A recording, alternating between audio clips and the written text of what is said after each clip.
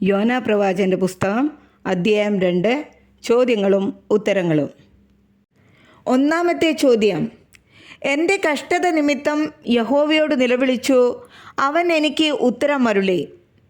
എവിടെ ഇരുന്നാണ് യോന ഇങ്ങനെ പ്രാർത്ഥിച്ചത്? ഉത്തരം: മത്സ്യത്തിൻ്റെ വയറ്റിൽ നിന്ന്.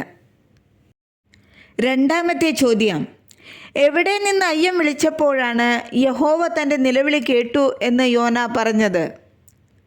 ഉത്തരം: പാതാളത്തിൻ്റെ വയറ്റിൽ നിന്ന്.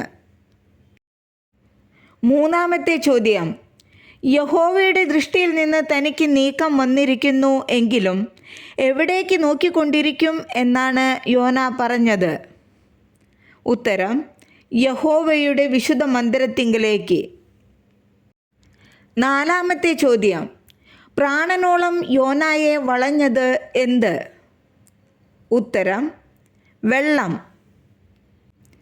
അഞ്ചാമത്തെ ചോദ്യം: യോനായ്ക്ക് തലപ്പാവായിരുന്നത് എന്ത്?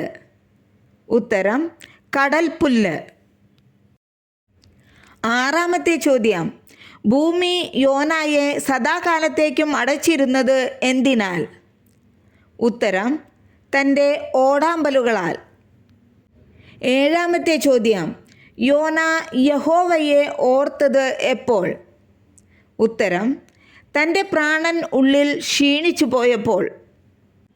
എട്ടാമത്തെ ചോദ്യം: തങ്ങളോട് ദയാലുവായവനെ ഉപേക്ഷിക്കുന്നത് ആര്?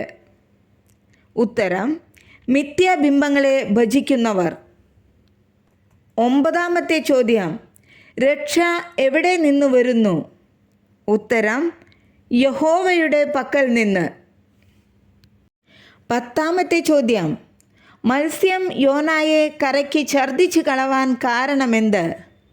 ഉത്തരം: യഹോവ കൽപ്പിച്ചതിനാൽ. ഈ അധ്യായത്തിലെ ചോദ്യങ്ങളും ഉത്തരങ്ങളും ഇവിടെ അവസാനിക്കുന്നു.